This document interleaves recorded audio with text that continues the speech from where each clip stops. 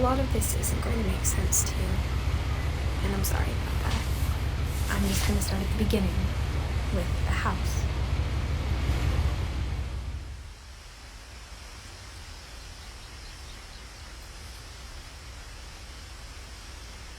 Someone had put up a chain-link fence, but it looked like I wasn't the first person to hop it.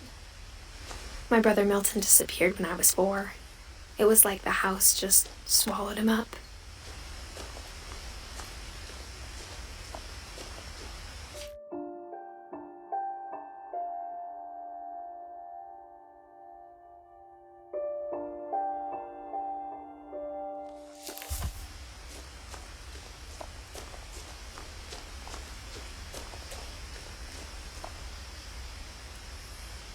I lived here until I was 11, but I wasn't allowed inside half the rooms.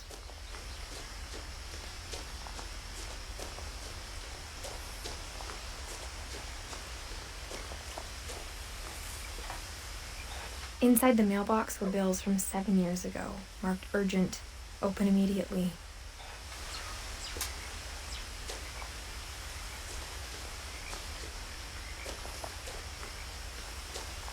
I hadn't been back since my brother Lewis's funeral.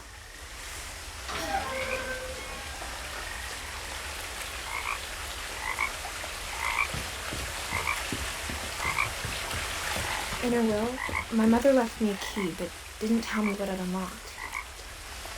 Maybe she thought I'd know, or she thought the mystery would be enough to bring me back.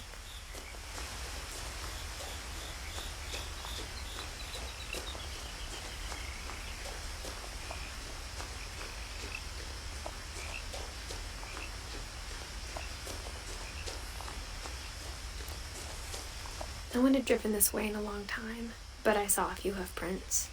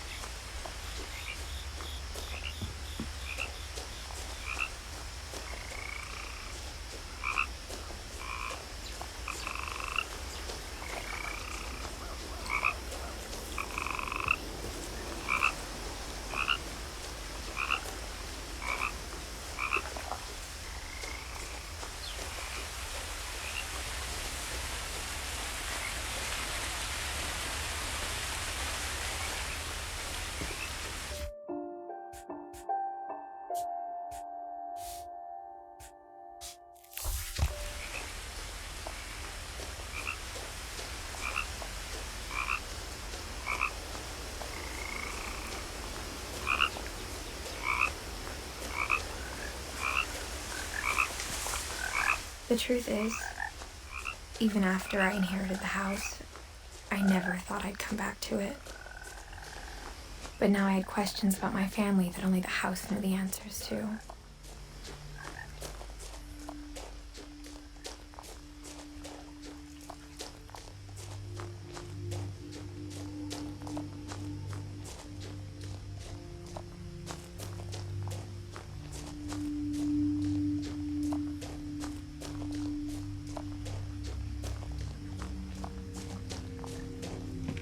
The woods around the house have always been uncomfortably silent, as if they're about to say something but never do.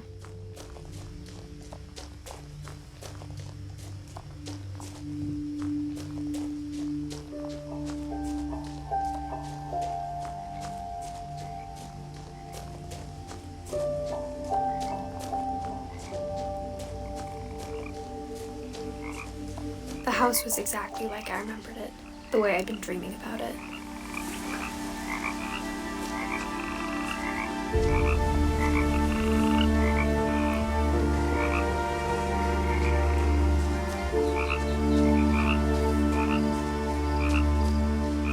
As a child, the house made me uncomfortable in a way I couldn't put into words.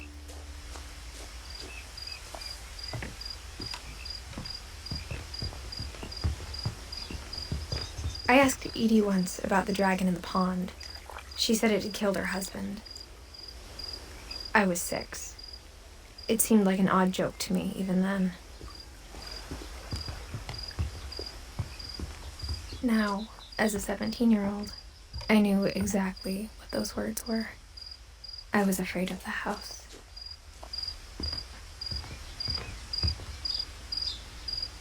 I hoped the key might unlock the front door. It didn't.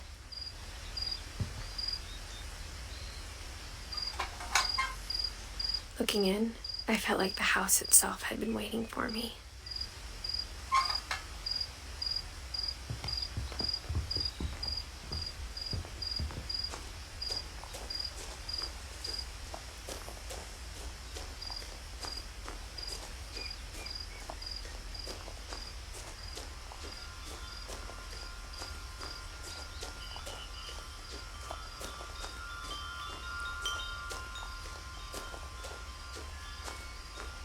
The house felt like it had always been here. Even the swing set was older than my mother.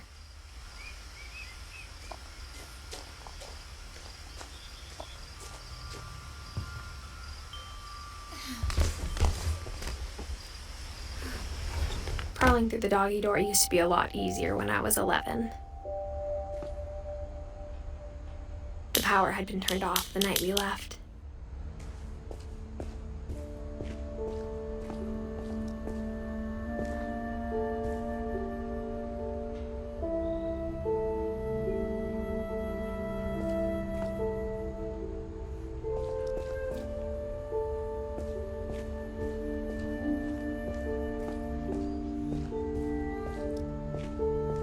For the first time in years, I felt like I was home. But instead of a family, there were just memories of one.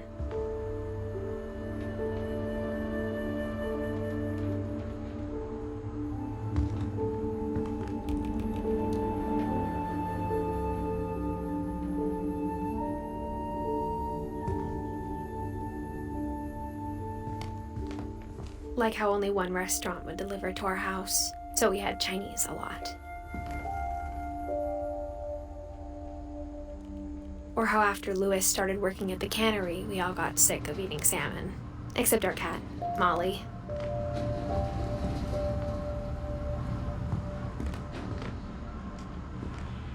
Nothing in the house looked abnormal. There was just too much of it, like a smile with too many teeth.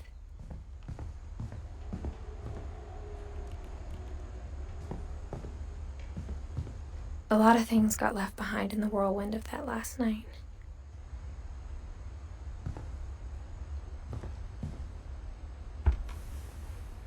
Edith told me once that every Finch who ever lived is buried somewhere in the library.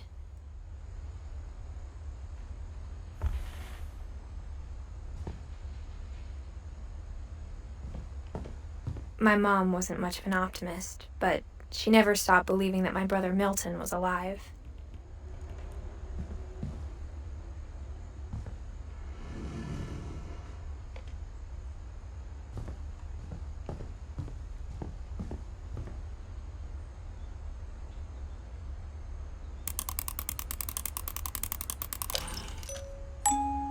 Great-Grandpa Sven built a music box for Barbara, along with the rest of the house.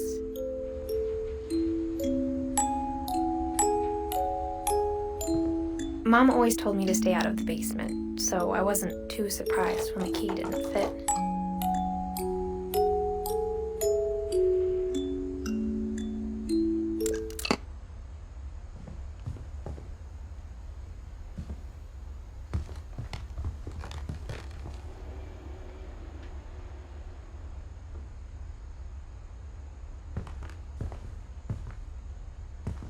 Even the fireplace had a story. Edie told me the bricks came from the original house, after it sank.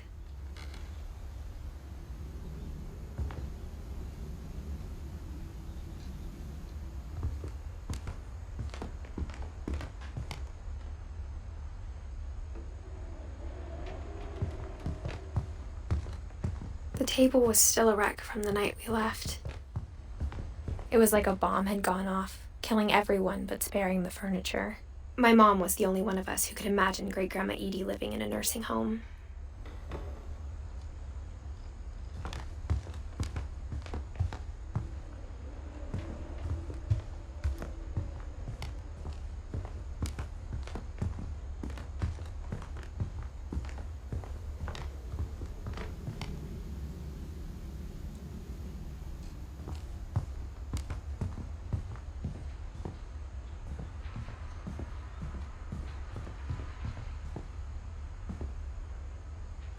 After Milton disappeared, Mom sealed up all the bedrooms. Then Edie retaliated and drilled peepholes.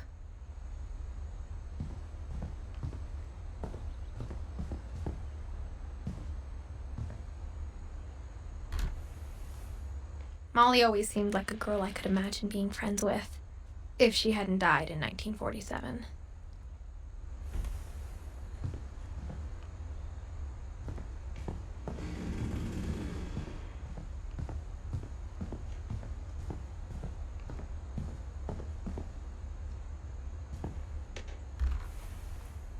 The last time I was in Edith Sr.'s room, I was 10 and she was painting my portrait.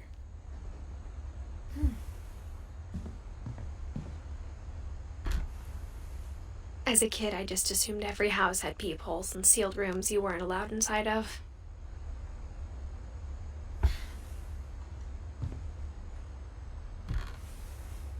My Grandpa Sam spent 7 years sharing a room with his dead brother, Calvin.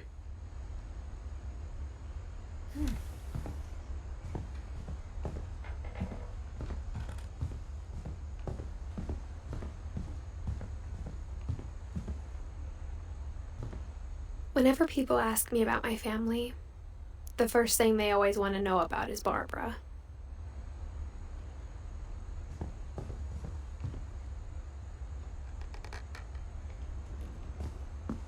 Mom must have locked the third floor stairs on the night we left.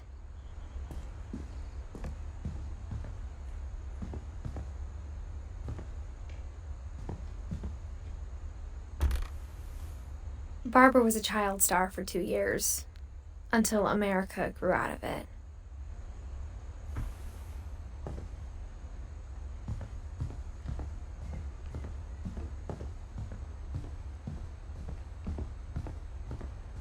I spent a lot of time playing in Great Uncle Walter's room. I think my mom sometimes regretted not sealing it up.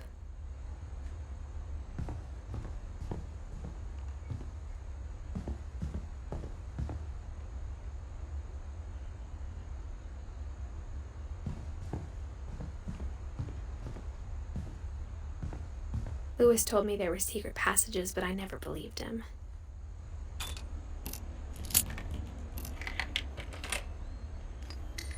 Turns out, my mom was really good at keeping secrets. Now it was time to find out what my mom had been afraid of.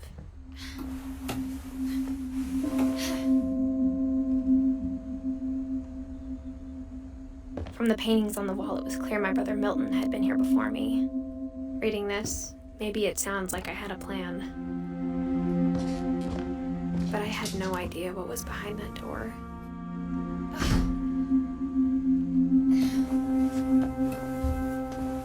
Just like I had no idea where all this was gonna lead.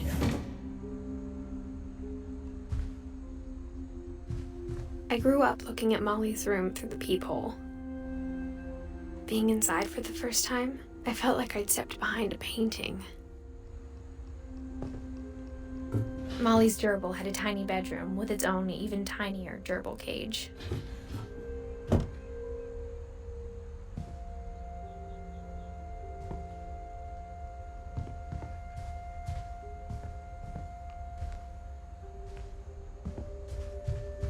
I got the sense Edie had spent a lot of time here, before my mom sealed the doors.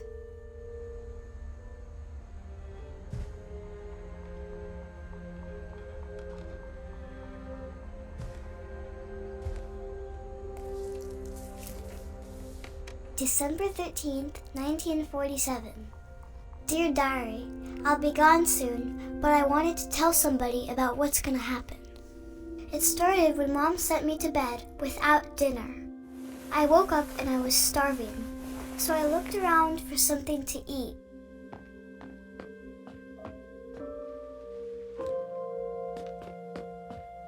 The gerbil food was dry, but I didn't mind it. My Halloween candy was all gone. Mom, can I come out now? Sweetheart, it's late. Go to sleep.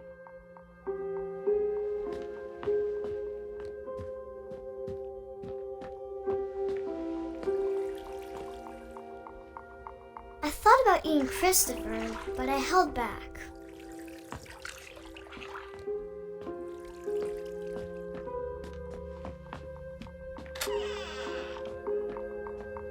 I kept eating and eating.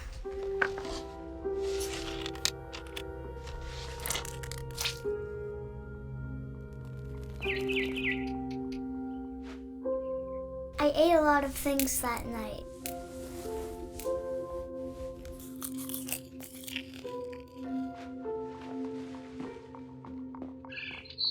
Then I heard chirping outside my window. It was a barn swallow going back to her nest. I reached out for her.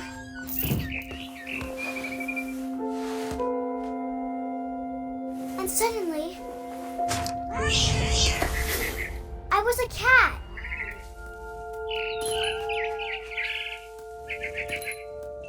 I tried to be quiet, but the bird was really scared.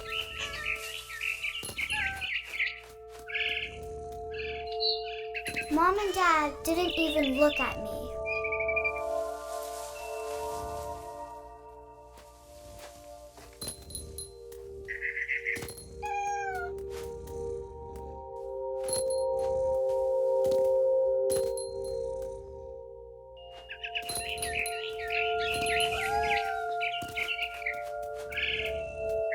I jumped and I almost got her.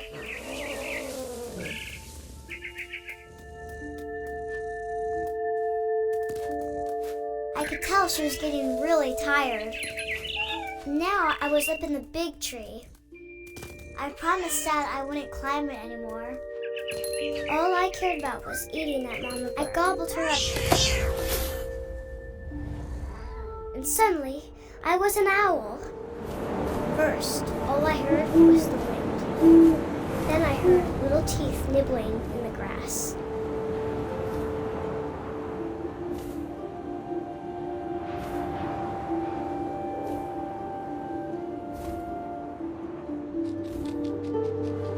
Rabbits.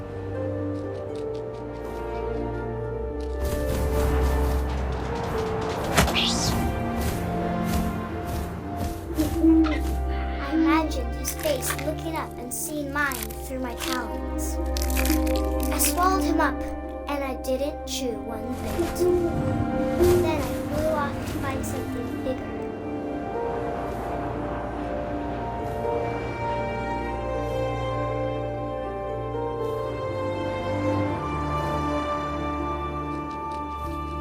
A mama rabbit.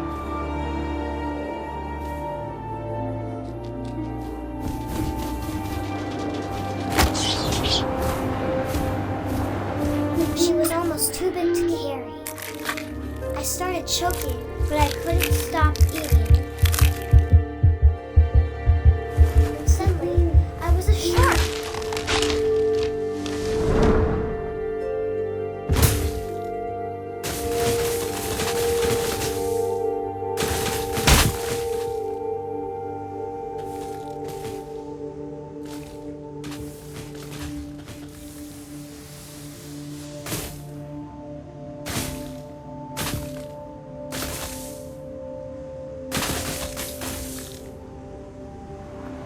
I rolled off a cliff and into the ocean.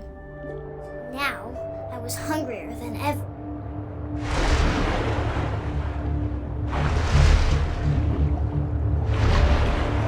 I wanted fat, juicy seeds.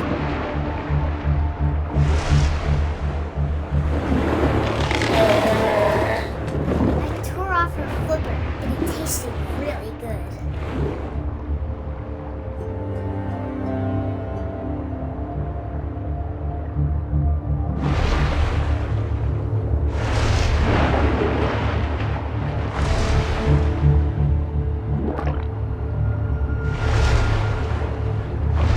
Grabbed on tight. I was so hungry, I jumped out of the water. When I opened my eyes, everything had changed. Now I was a monster, and I smelled people everywhere.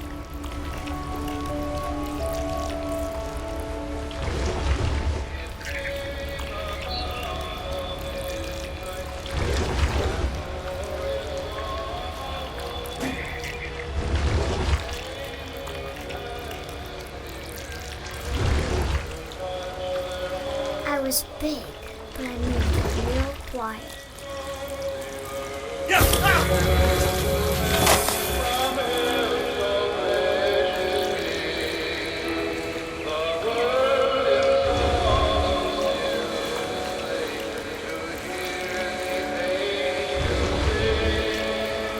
I wanted to stop, but also I didn't.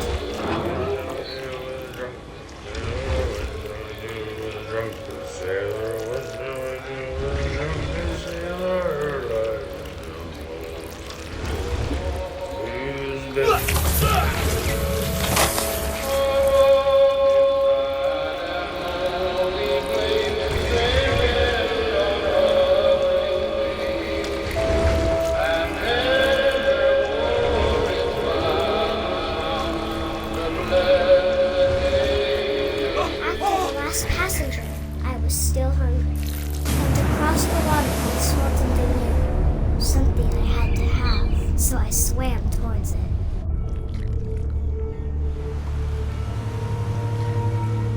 I slithered onto the sand, and the good smell went into an old pipe.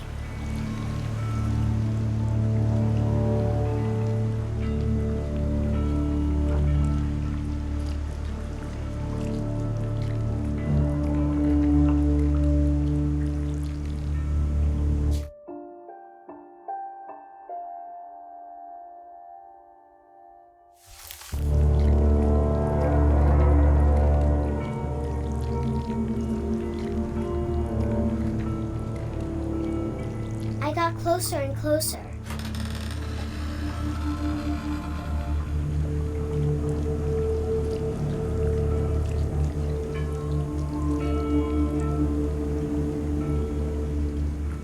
All of my stomach started growling. And suddenly, I was me again. I held my breath for a long time, but I couldn't hear anything. I think it's waiting for me to fall asleep. But it's not going to wait much longer. It needs to feed, and we both know I will be delicious.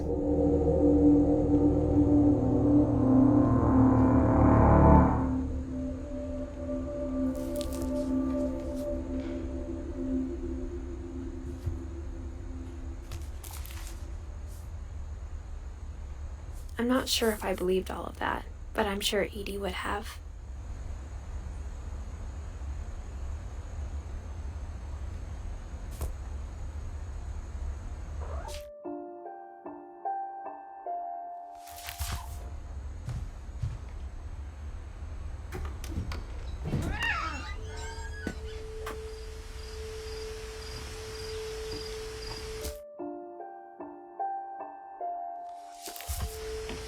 This will be obvious later, but my mom never told me any of these stories. Edie would have, but Mom didn't like bringing up the past. Though, when we adopted a stray kitten, she was the one who named it Molly. I spent a lot of time in Great-Grandma Edie's room.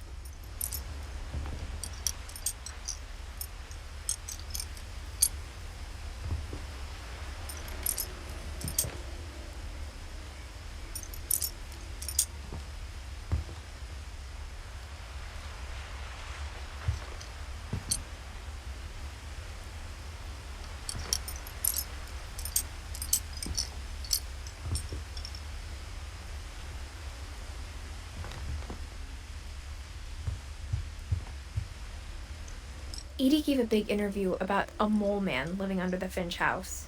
My mom was furious. I hadn't thought of myself as Edith Jr. for a long, long time.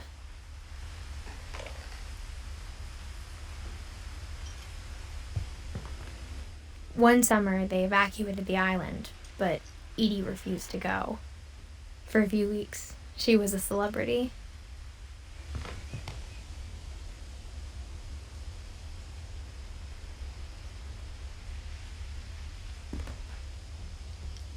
When Edie told people Sven was killed by a dragon, she could also have said he was building a dragon-shaped slide that collapsed.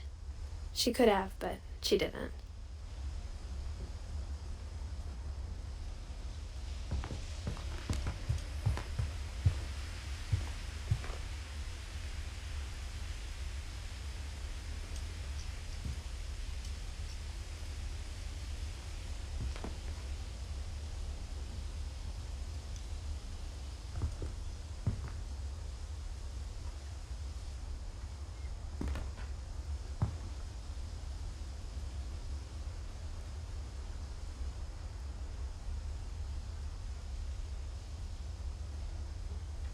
Her room was like a museum. For 500 years, the Finches have been famous throughout Norway for their fortune and misfortune. Odin Finch buries the latest victims of the family curse, his wife Ingeborg and their newborn son, Johan. On January 7th, 1937, he set sail with his family and his house, hoping to leave the curse behind. But 40-foot waves off the coast of Washington send the house and Odin to the bottom of the sea. Odin's daughter Edith, with husband Sven and baby Molly, step ashore on their new home, Orcas Island. Odin Finch is the first to be buried in the new family cemetery. His daughter Edith is already dreaming of a new Finch house.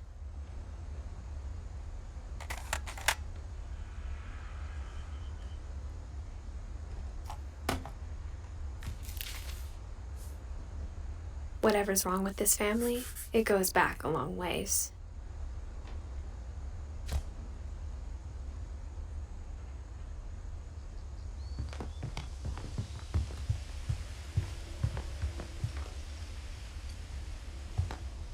Even in her 90s, sometimes Edie seemed a lot younger than my mother.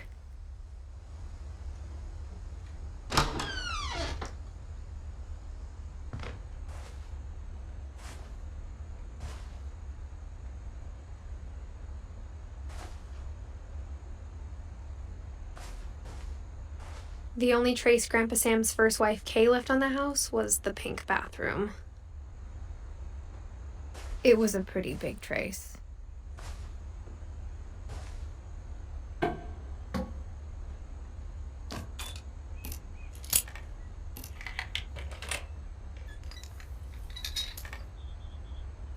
There's a secret in this bathroom.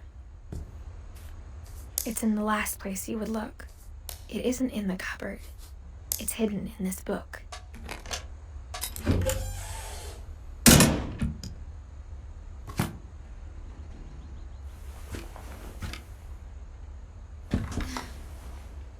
Sven gave Sam an old camera he'd refurbished.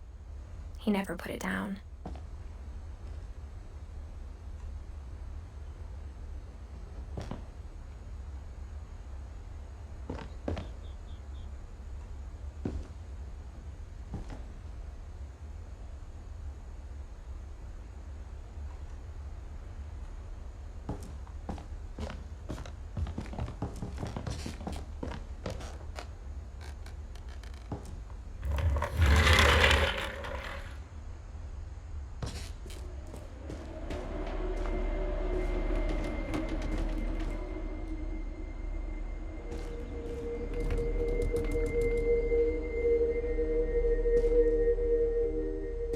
I knew Grandpa Sam had a twin. And that he never talked about him.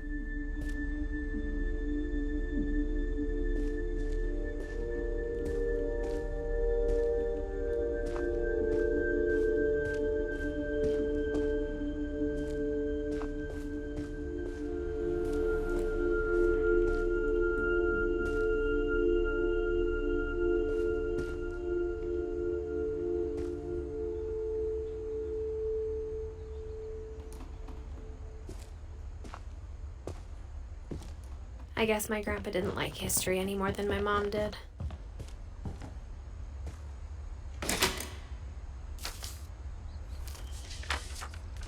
How I Want to Remember My Brother by Sam Finch. The thing I remember is that when he made up his mind, that was it. My brother said he'd die before he ate another mushroom, and he did. At Barbara's funeral, we swore we'd never be afraid again, and he wasn't. I think Calvin always wanted to fly. Sam! Calvin! Dinner's ready! Coming! But that day, he finally made up his mind to do it. I told him going around was impossible. Maybe if I hadn't said that.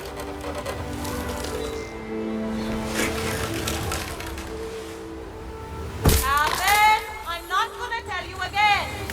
Maybe if the wind hadn't picked up. Then maybe he'd still be here. But I doubt it. I think he'd already made up his mind. That's what I want to remember about my brother.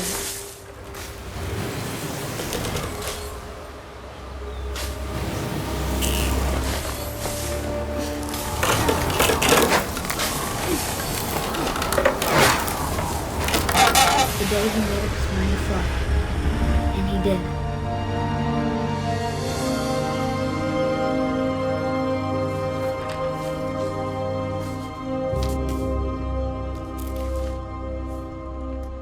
Calvin's story felt strangely familiar. When I was younger, I remember trying to do the exact same thing.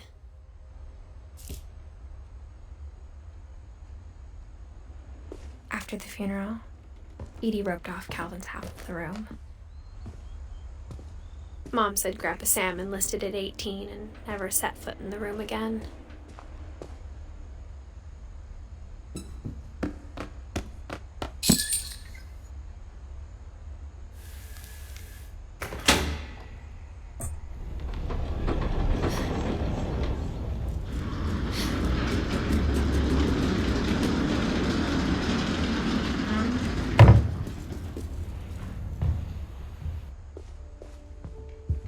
The passages were a pretty tight fit. They'd obviously been built for smaller hands and bellies.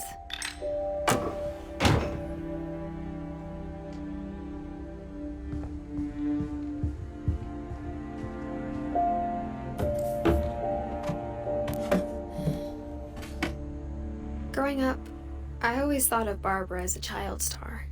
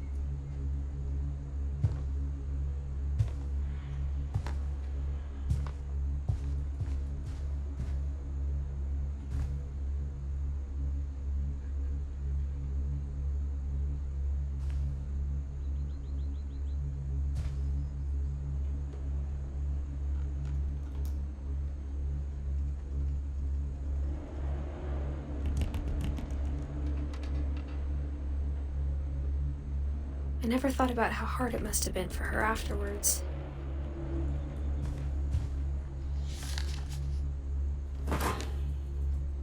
Of all the stories people wrote about Barbara's death, I'm surprised Edie saved this one.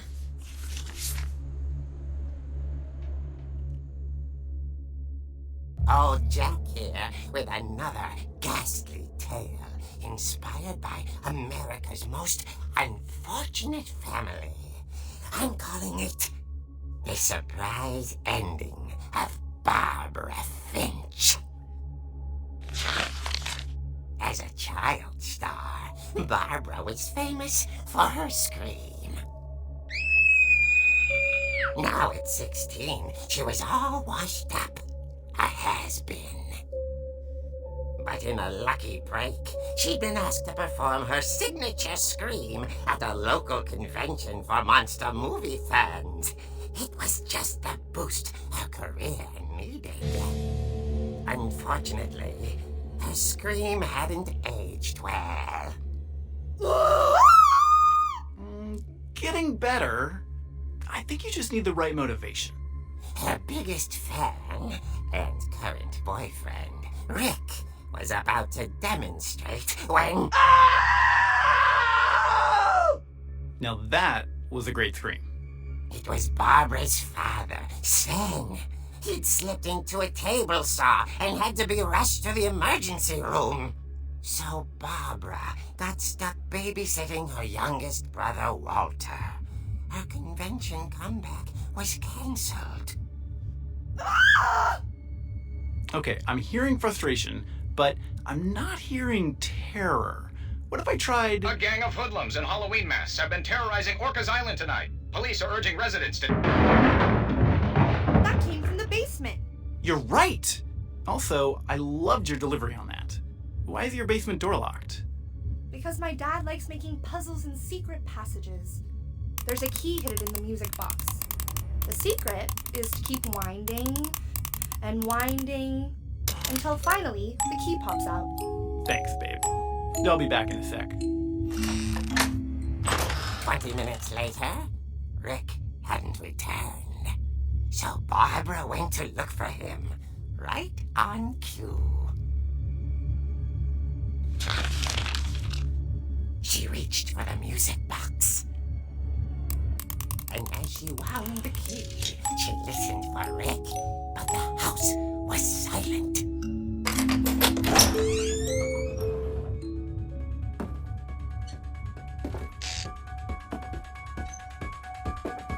She found Rick's crutch and imagined the worst.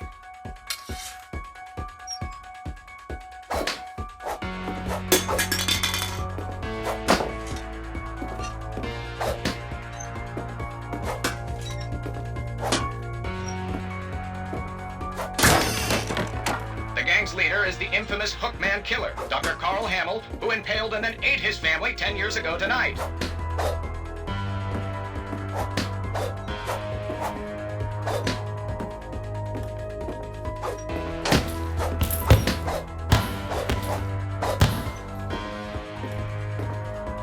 Oh, Finch rattled and grew still. Oh dear! Oh! Rick? Barb, relax. I was just trying to scare you to help you find your scream. Well, I'm not scared, Rick. I'm furious. Then act furious. All I'm getting from you now is that you're hurt and confused and She threw him out, but she kept a little something to remember him by. Barb, have you seen my other crutch? And she was still holding it when she fell asleep watching the late picture show. Hours later... Barbara! Walter, what's going on up there? Ah! Okay, I'm coming up, but if this is a trick, you're dead, Walter.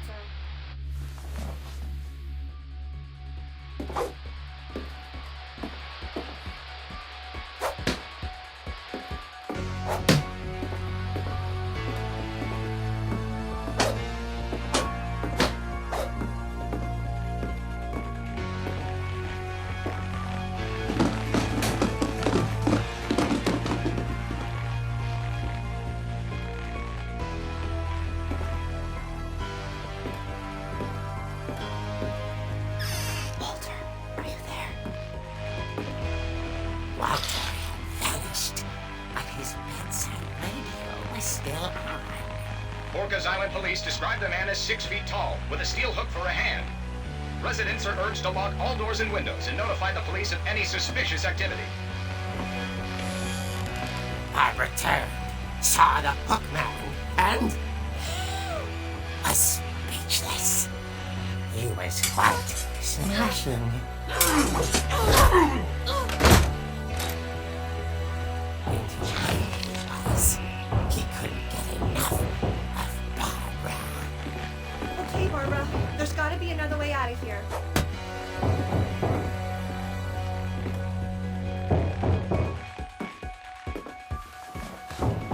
That night, she played her part beautifully.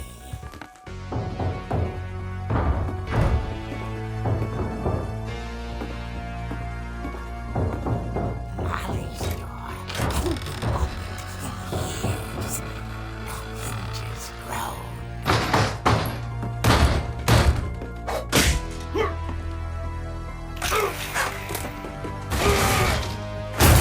He wasn't moving, but she sensed the story might not be over yet.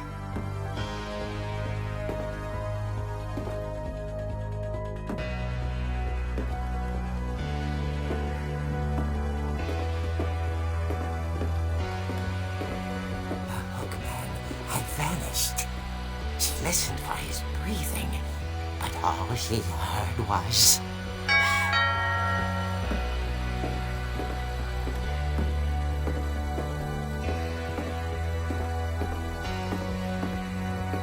At the door, she heard whispering. It was coming from inside the house.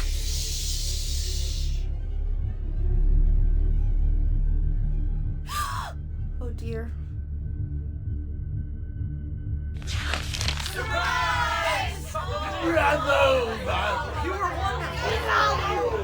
monsters had come to surprise her. For Barbara, it was a dream come true. Then she saw what kind of monsters they were, and she realized what was about to happen. She was going to be famous. And with her final breath, Barbara Finch gave the performance of her life.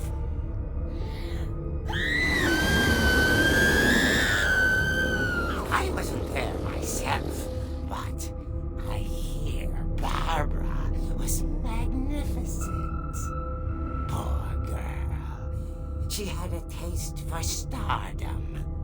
But unfortunately, so did her fans.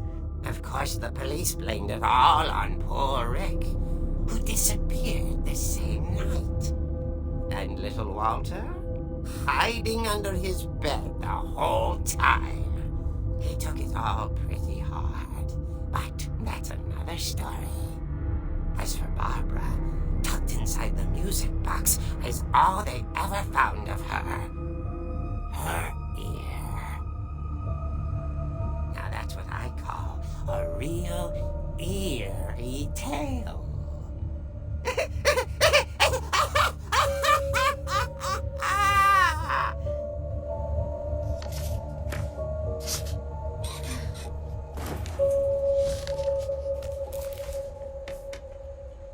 Edie told me all Barbara wanted was to be remembered, as absurd as that comic was.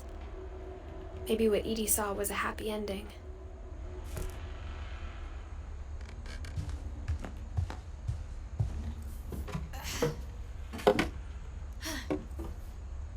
I guess now I know why Mom didn't like me playing with the music box.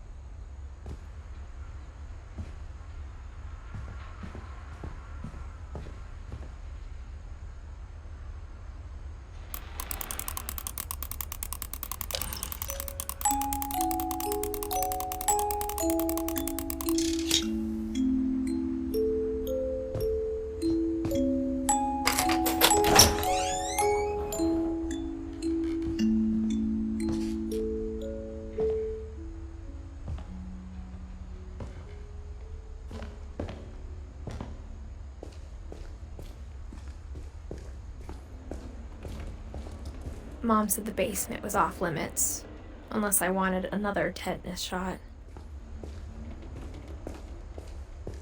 I saw Edie sneak down to the basement once, carrying packages. I thought maybe she was hiding presents.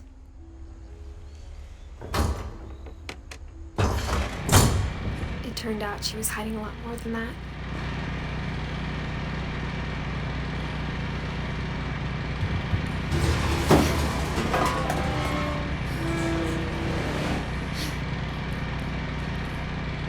I remember asking Mom once about where Walter had gone. She said after Barbara died, he got as far away as he could. If there's a pattern in all these stories,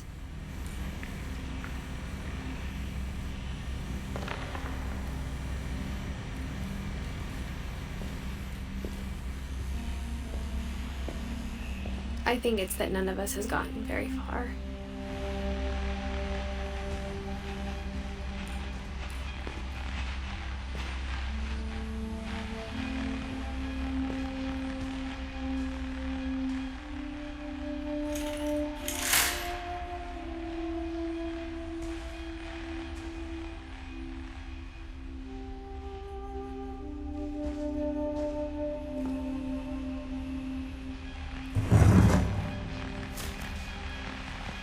Goodbye, everyone. I can't believe I've been down here for 30 years. On that first day, after the shaking started, I didn't think I'd survive a week.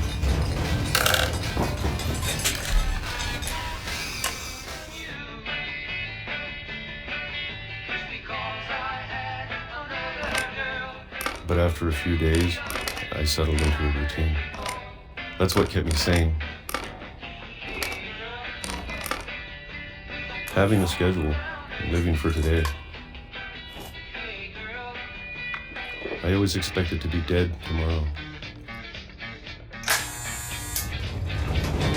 But if you wait long enough, you get used to anything.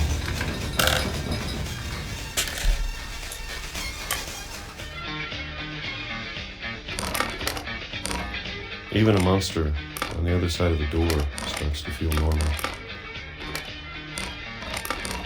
Almost friendly.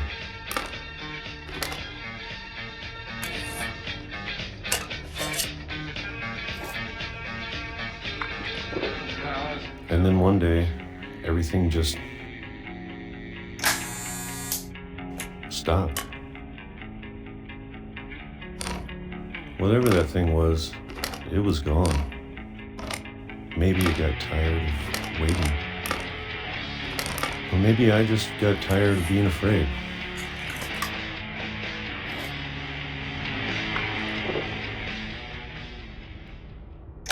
It's been a week now, the longest in 30 years.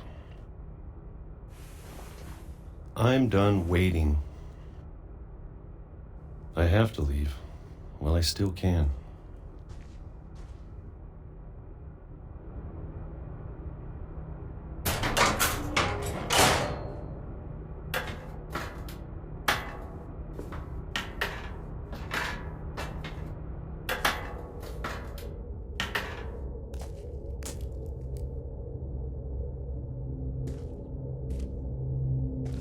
I know it's out there, somewhere. Whatever killed Barbara.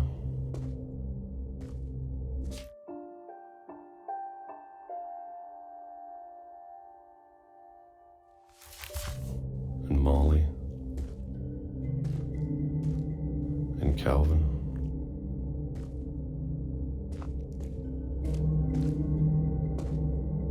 Maybe this is all a mistake. But I need to stop living the same day, even if it kills me.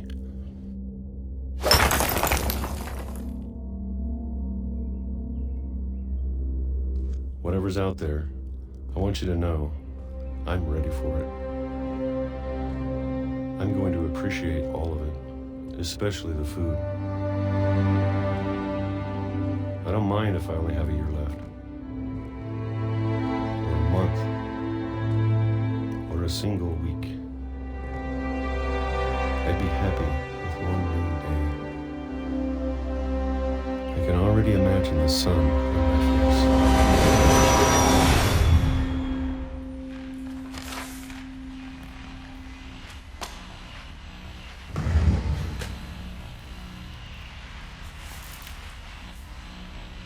Walter died when I was 6. I can't believe my mom never told me he was down here.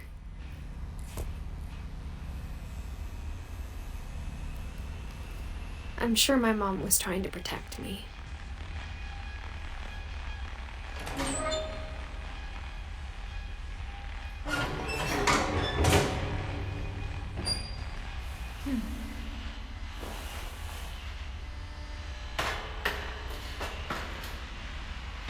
Maybe she was afraid I'd end up like Walter.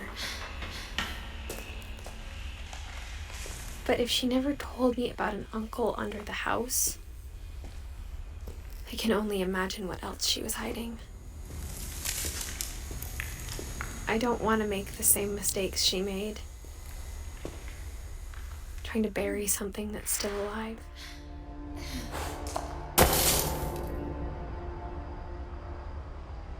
Now that there's only one of us left, or maybe 2, I thought it was time I heard the stories for myself and found out what happened to everyone else. But now I'm worried the stories themselves might be the problem. Maybe we believed so much in a family curse, we made it real.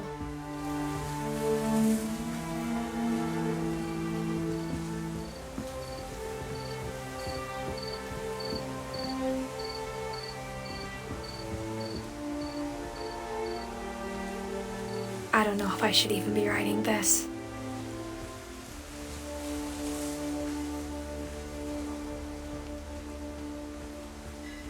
Maybe it'd be better if all this just died with me.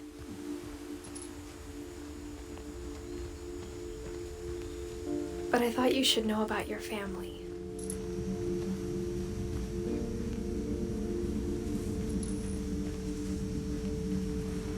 And the history you're a part of. Though to be honest, I feel as lost as you probably do right now.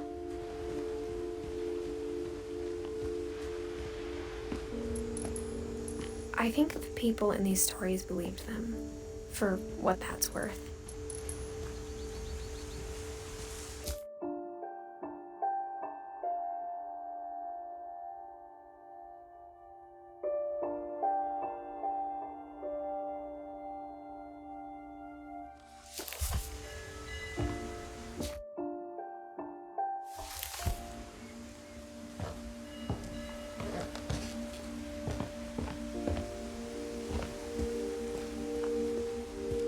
You look at the house, that history of imagination and stubbornness and madness, any of it seems possible.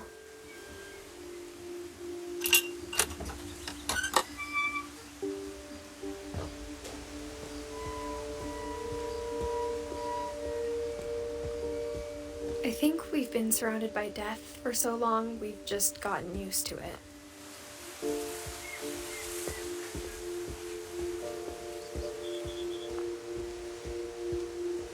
What kind of family finishes building a cemetery before starting the house?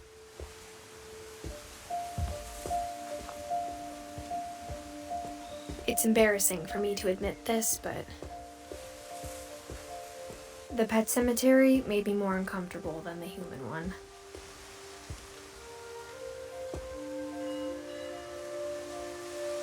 Three of the gerbils are mine, and 2 had been my fault.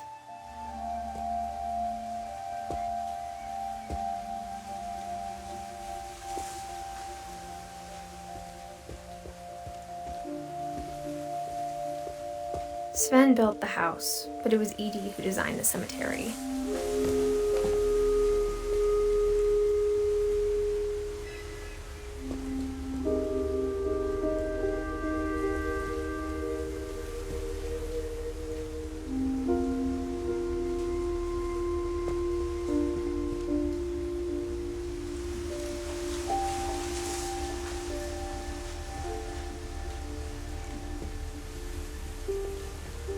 I'm sure Odin's monument had been Edie's idea.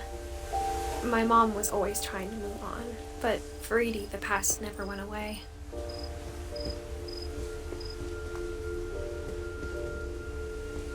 She could see it poking out of the water at low tide.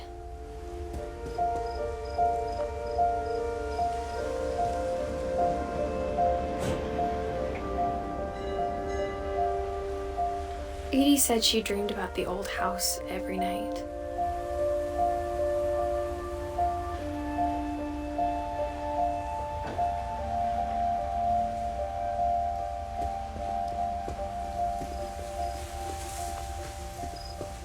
Edie's side was always easier for me to understand.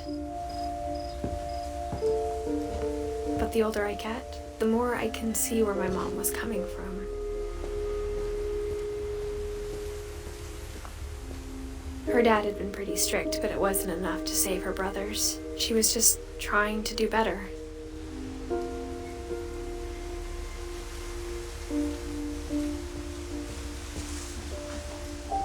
She lost 2 of her brothers, just like I did. I get why she tried so hard to protect us. We never found Milton's body, so my mom insisted we were putting up a monument, not a tombstone.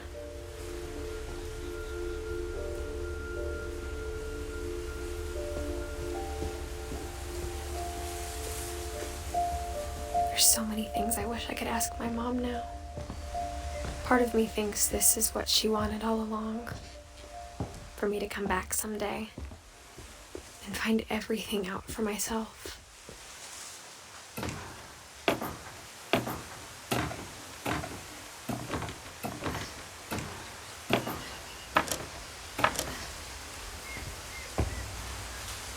But looking back on it now,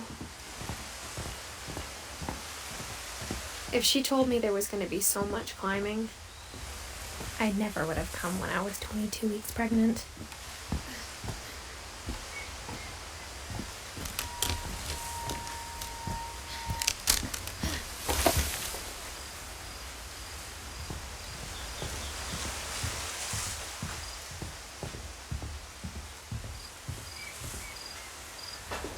I never met Grandpa Sam, but I think he and my mom had a lot in common.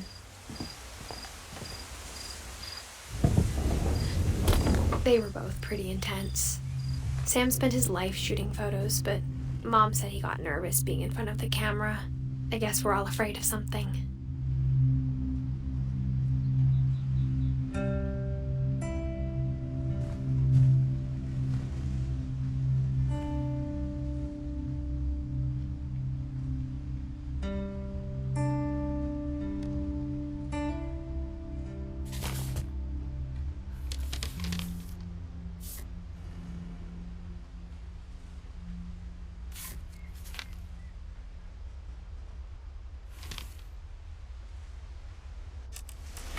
Dawn, I promise, you'll never forget this weekend.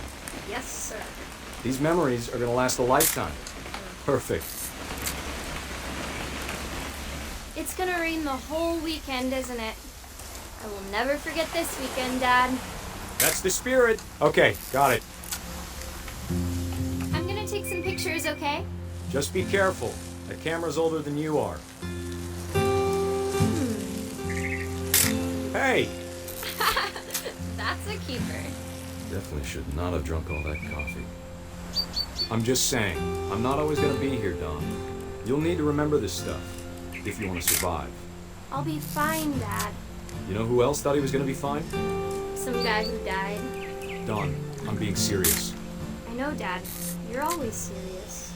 Doesn't being out here make you want to chill out? Well, to tell you the truth, I haven't been out here in 20 years. Dawn, don't you think you could find something more interesting to photograph?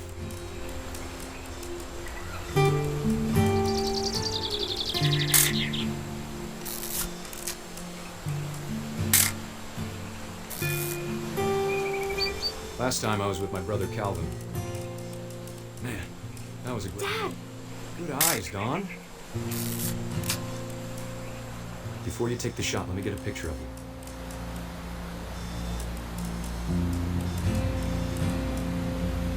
Dad, I... Just breathe. Turn off your imagination. Focus on your target.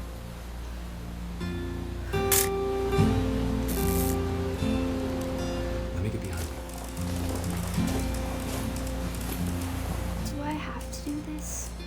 Dawn, you don't have to do anything. But if you want to survive, you'll need to be strong. Great shot, Dawn!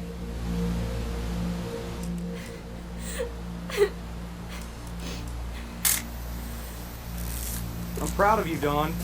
Always remember that, okay?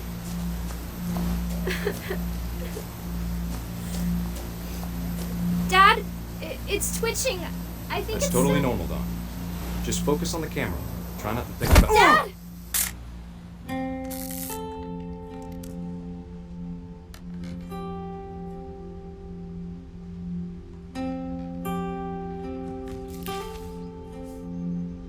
Of all these stories, that's the one I wish most that my mom had told me.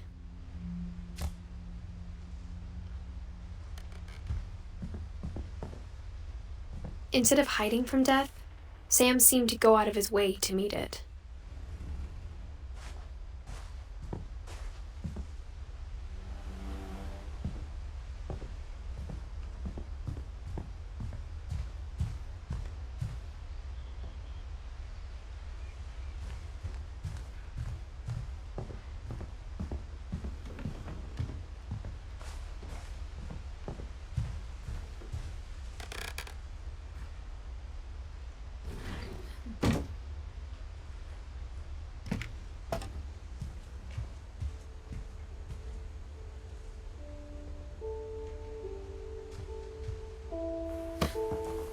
After Sam died, my mom and Edie got really close. They'd both lost a lot.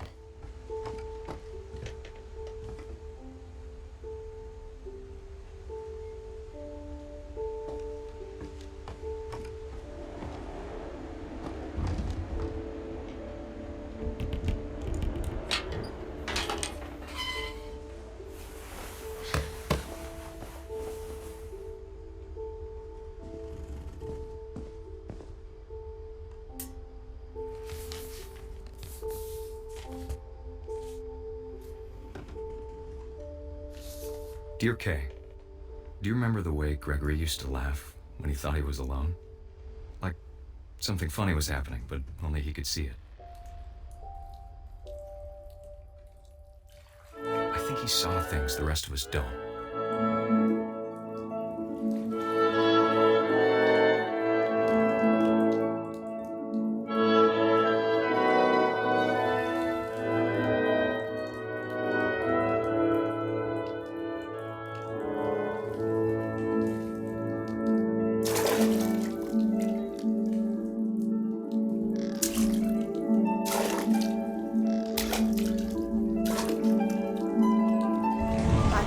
Gregory, it's time to... Hold on, sweetie. Hello? Sam, I told you I don't want to talk right now. I wonder what he saw. What his world was like.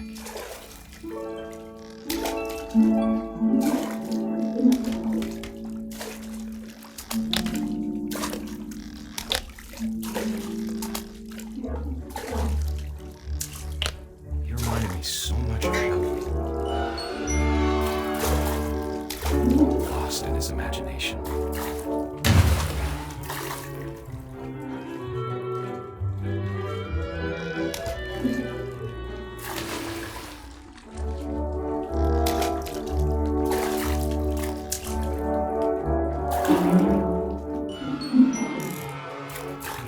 I know how silly it sounds.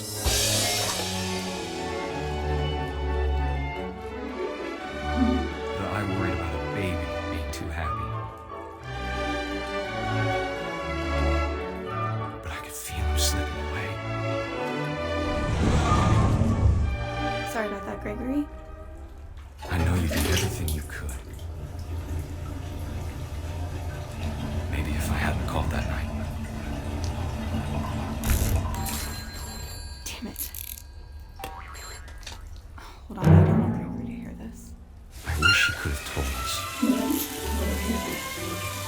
about the world he saw.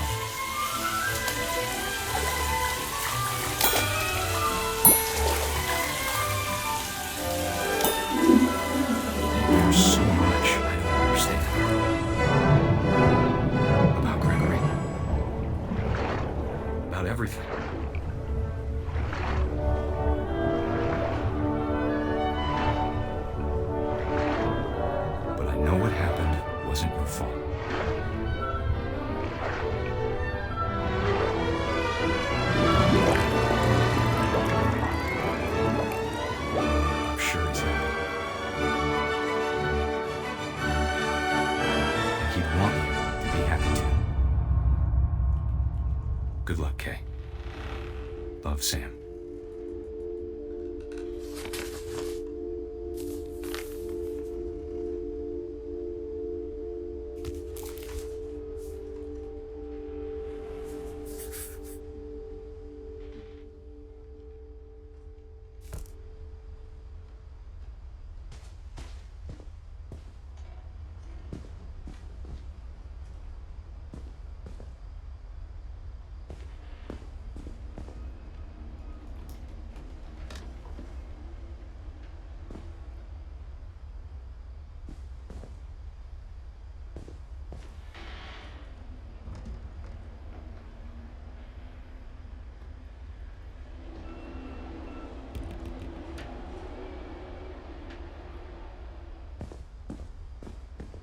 I can't imagine my mom ever writing poetry, and yet. A poem for Gus, who always said the wedding was a bad idea. Our father never hit us kids, at least not very hard, before.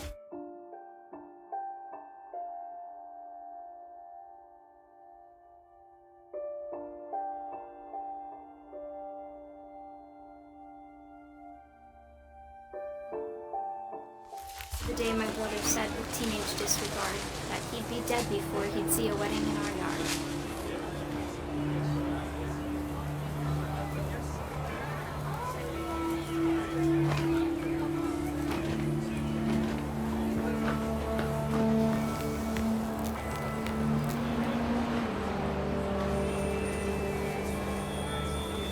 My father made him come, of course, but Gus stood far apart, just flew his kite and bottled up the storm inside his heart.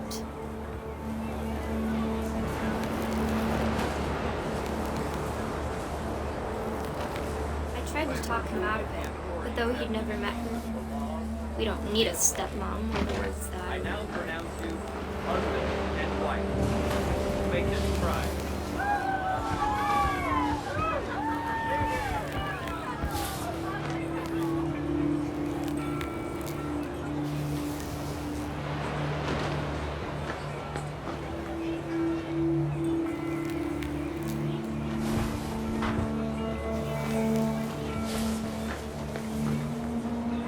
When the time for photos came, Dad ordered him to Come here.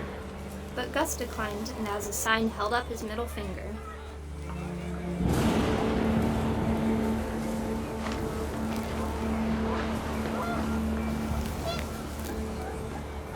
The wind picked up.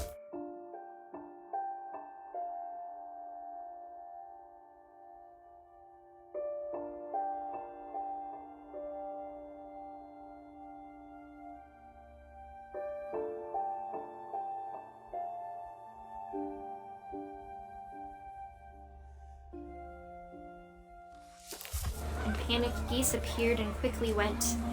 But all the humans did that day was go inside the tent.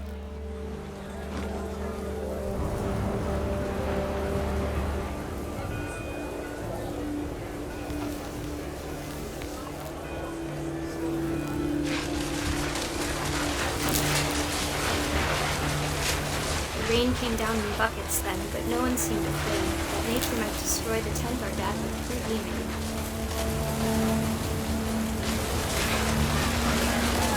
The thunder sounded much too close and full of angry power.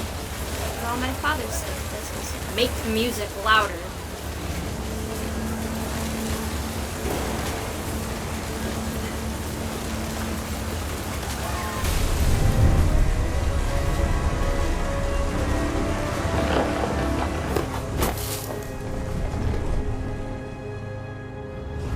I wish that I could truly say I thought about you on that day.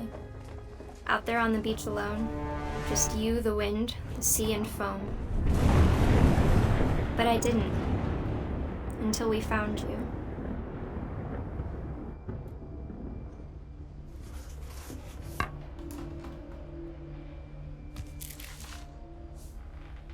She never talked about him, but Mom told me once if I was a boy, they were going to name me Gus.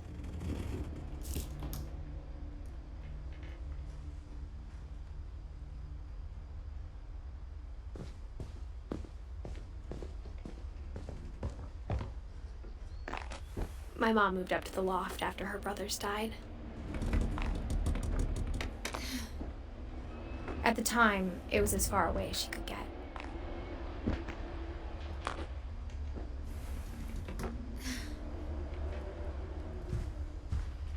Religion was another thing my mom never talked about, but I think it helped her a lot after her dad died.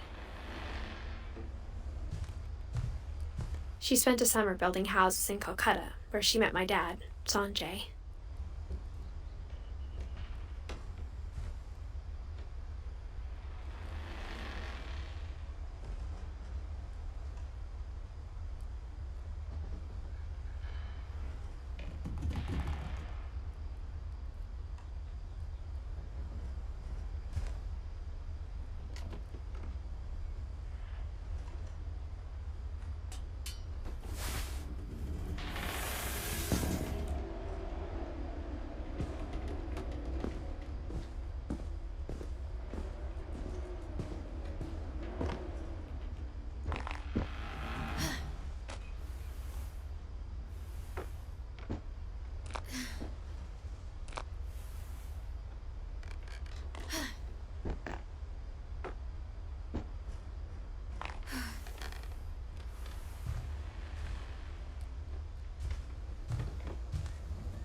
My mom moved to India a week after graduation and got a job teaching English.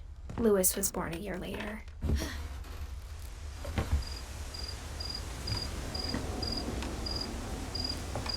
When my dad died, I don't think Mom knew where else to go.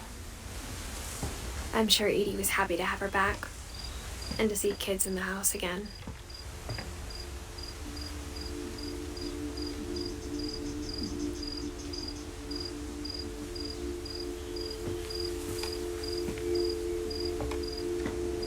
The house had to get a little bigger, but Edie was used to that.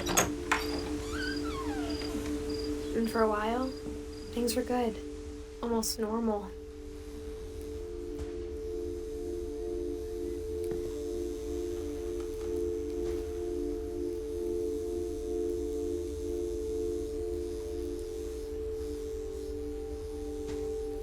But it didn't last.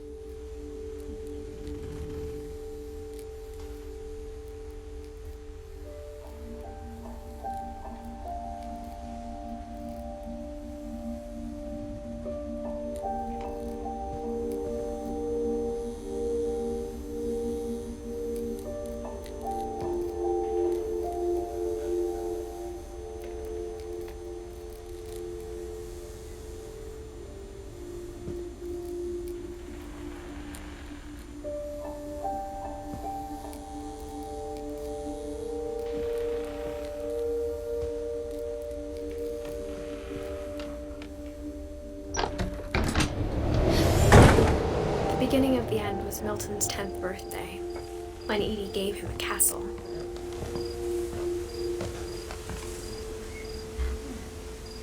After Milton disappeared, the only thing he left behind was a room full of paintings.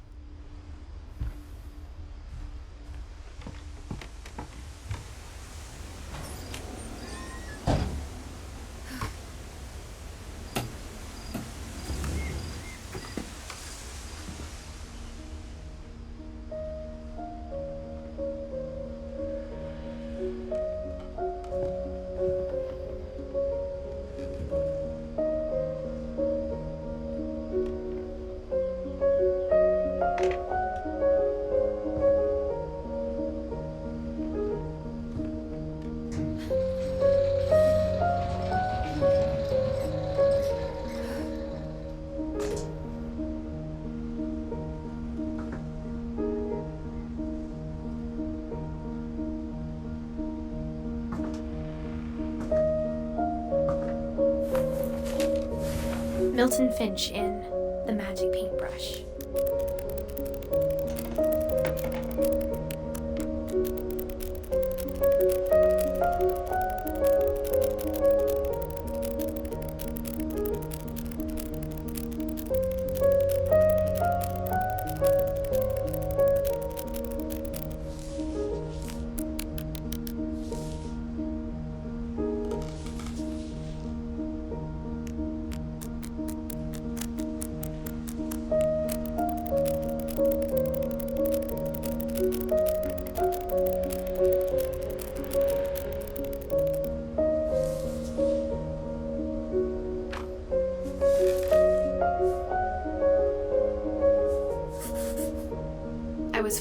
Wilson disappeared.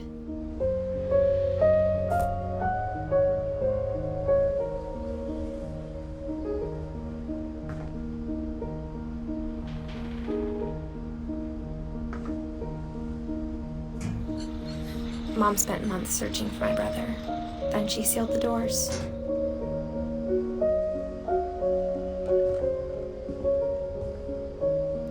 Whatever Milton had found in the house, Mom didn't want it getting out.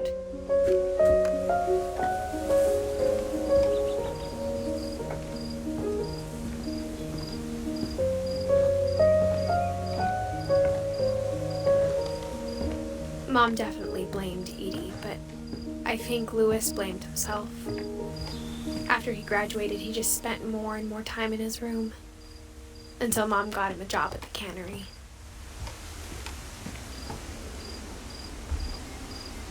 Everyone always told me to stay out of Louis's room, except Louis.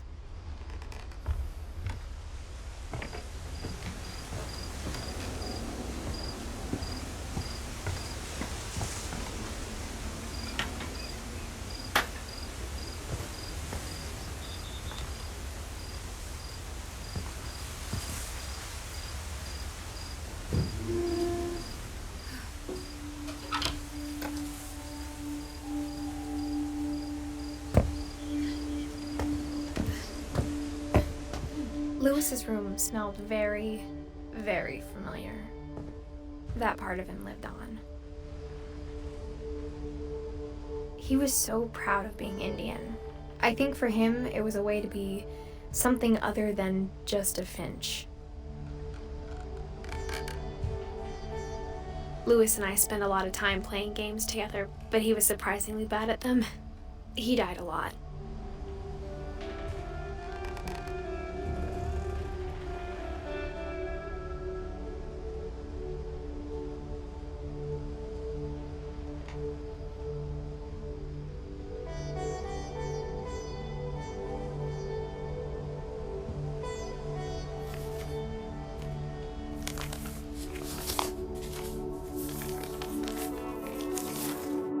Dear Mrs. Finch, as Louis's psychiatrist, I can understand your desire for an explanation. As I see it, the trouble began in January, shortly after we convinced your son to seek treatment for substance abuse. Newly sober, I believe Louis first noticed the monotony of his daily life.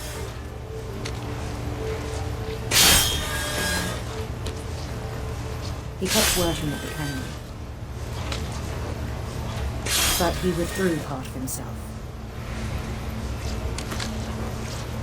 In our sessions, I saw the same behavior. His mind began to wander. I asked him to describe it. He said he started small, imagining a labyrinth. He'd feel his way about. Then something moved. Bats and toads. And things that have not names. He knew it was all in his head.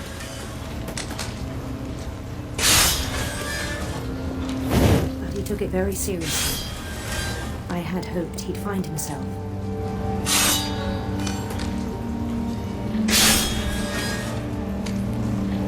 But he found something more. I worried about him then. Daydreaming at the cannery. I spoke with his boss. But he said Louis had become a model employee. Methodical, tireless, focused. Like a whole new Louis. So I let him go on.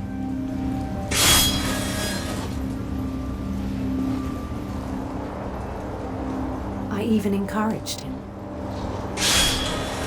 It seemed very promising at first. He told me he'd made a new friend.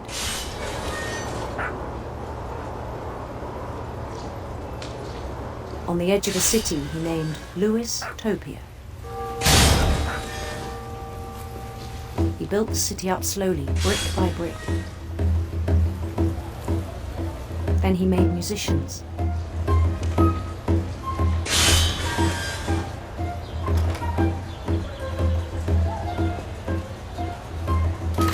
And songs for them to play. He talked about starting a band.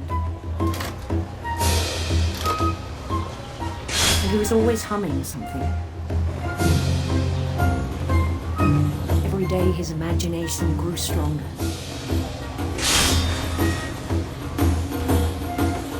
He no longer spoke at the cannery. But his chopping was as reliable as ever. Then one day it struck him that all the cheering crowds, even the stones under his feet, were all in his imagination. So he could do whatever he wished.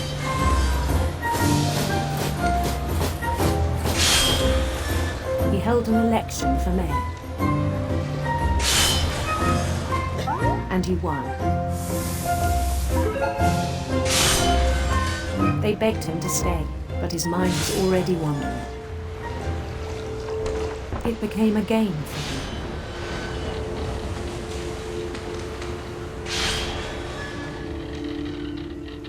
He'd conquer a city, then immediately push on. New Louisville.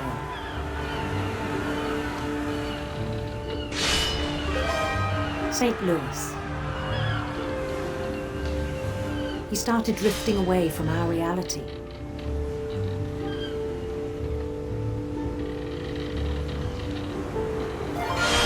Minneapolis, until one day he forgot to go home from the cannery. Even as his mother pleaded with him, part of Louis kept sailing on.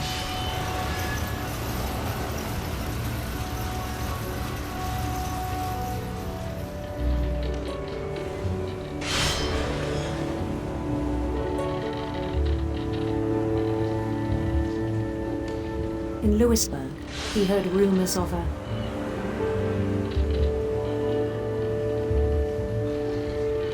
beautiful prince.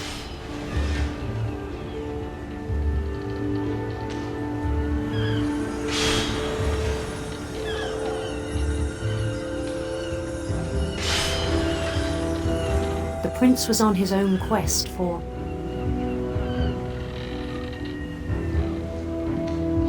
sinister serpents.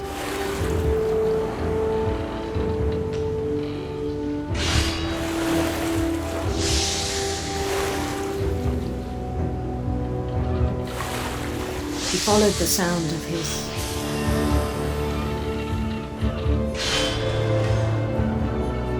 electric sitar.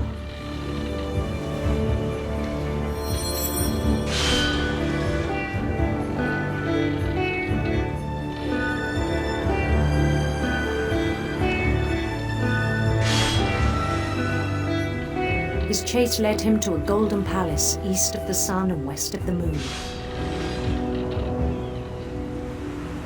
Even then, his logic remained sound. He knew the world was all in his imagination.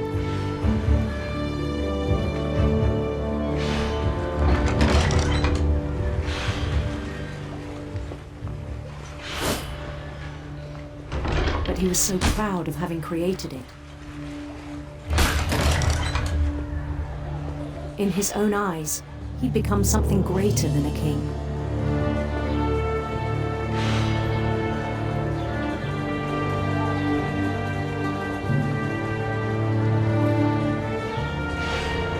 For someone who'd never known success in the real world, I think it was overwhelming.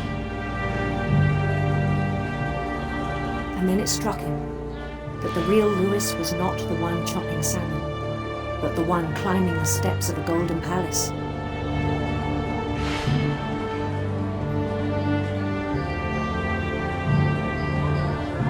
My imagination is as real as my body, he told me.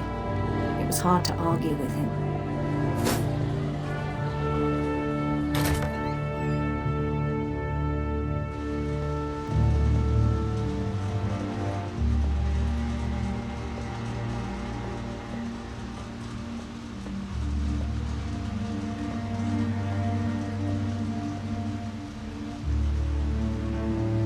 began to forget the world we know.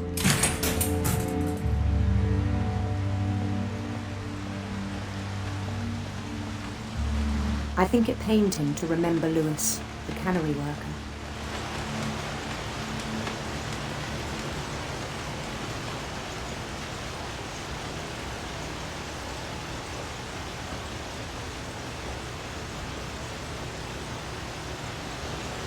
He began to despise the man with a royal contempt.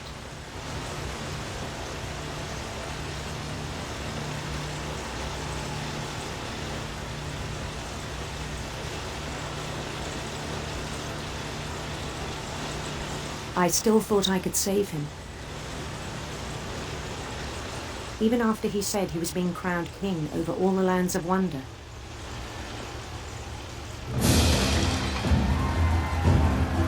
The palace would be packed with his companions.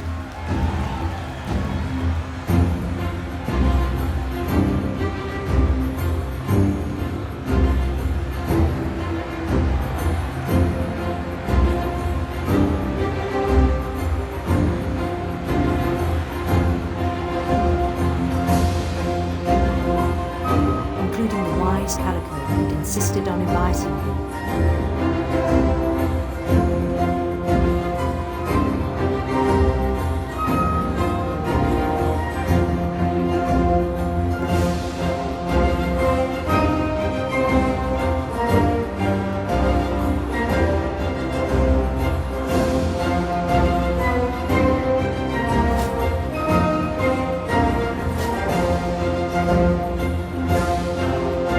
His prince waited, holding his crown.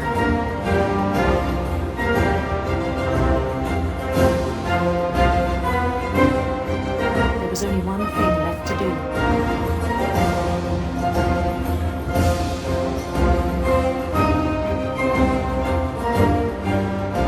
Bend down his head.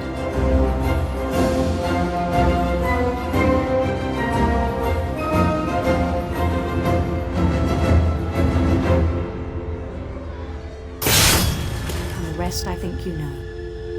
Mrs. Finch, your son was a kind man who will be missed by all of us who knew him.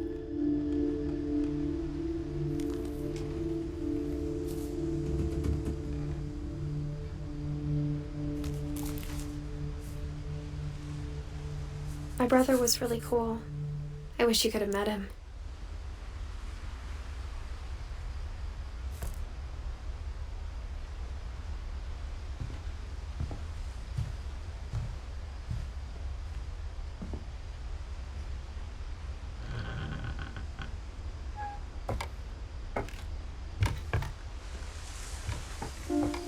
On the way back from Lewis's funeral, my mom told me to start packing.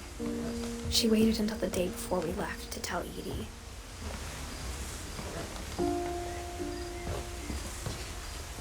I'm not sure if she wanted to make it easier or harder.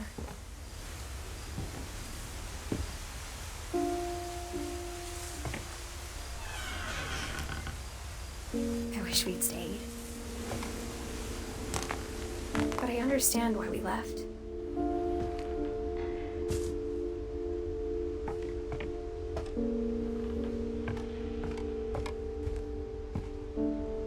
My mom ended up leaving everything behind.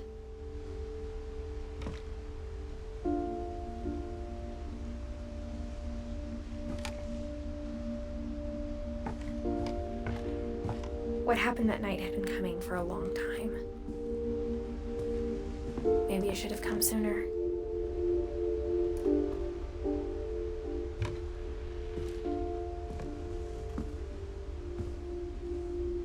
But it had to end one way or another. All that's left now is to tell you about that last night.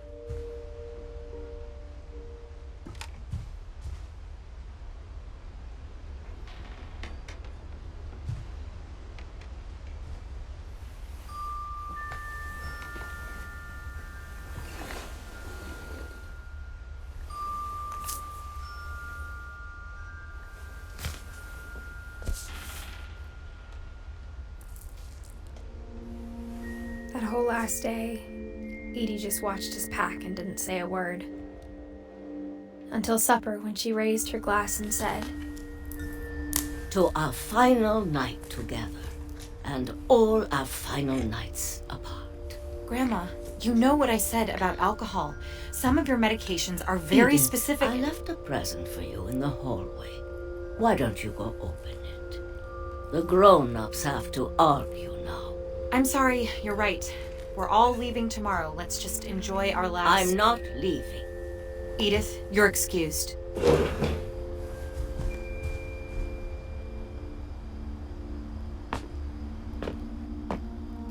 The power had been shut off that morning, but Edie always had plenty of candles.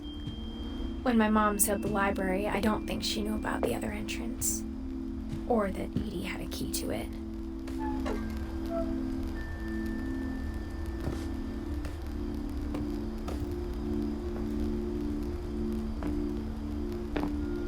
The thing you're afraid of isn't going to end when you leave the house.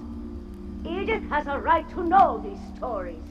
My children are dead because of your stories. I think it's best if Edith and I leave tonight. We'll have the nursing home send a van for you in the morning, okay? Dear Edith, there's so many stories I wish I could tell you, but there's only time for one. This is about what happened on the night you were born. That night, the tide went way, way out. It was the first and last time I ever saw the old house aground. There'd been an earthquake out in the middle of the ocean. They called it the lowest tide in 1,000 years.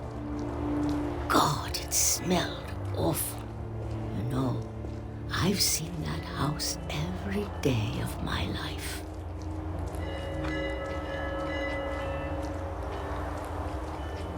But I never thought I'd go back to it. When the fog rolled in, I lost my way.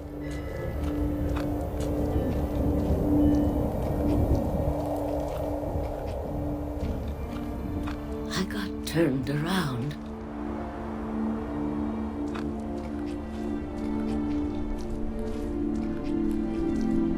I started seeing things.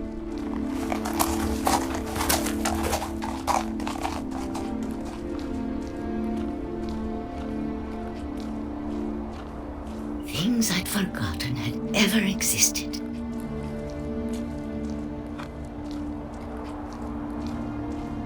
But when I saw them, they felt like old friends. That night, a lot of things came back to me. Or maybe I came back to them.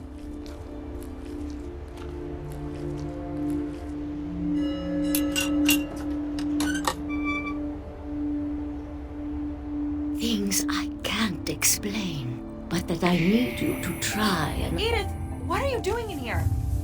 It's mine! Edith! Mom, you're gonna rip it! Let go! I kicked and screamed, but Mom dragged me to the car. I never saw Great-Grandma Edie again.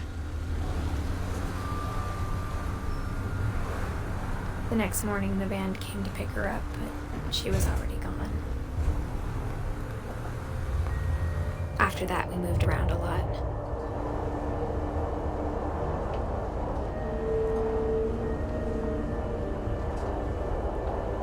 We both tried to make the best of it.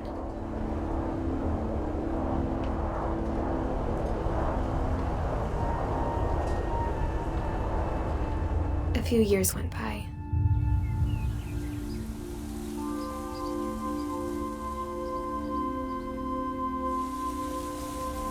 My mom didn't like to talk about it,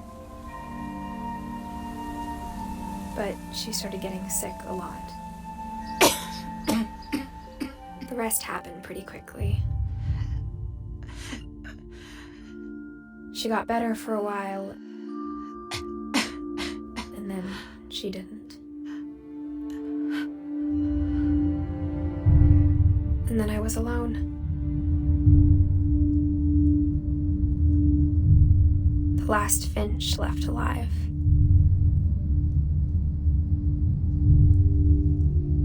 Until I found out about you. I'm still not sure what to tell you about all this. If we lived forever, maybe we'd have time to understand things. But as it is, I think the best we can do is try to open our eyes and appreciate how strange and brief all of this is. This journal was supposed to be for you.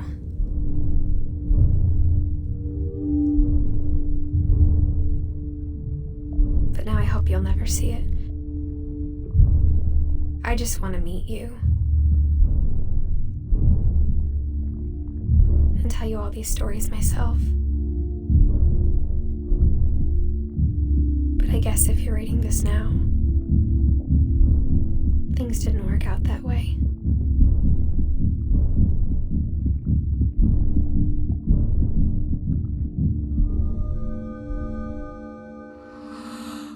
This is where your story begins. I'm sorry I won't be there to see it. It's a lot to ask, but I don't want you to be sad that I'm gone. I want you to be amazed that any of us ever had a chance to be here at all. Good luck.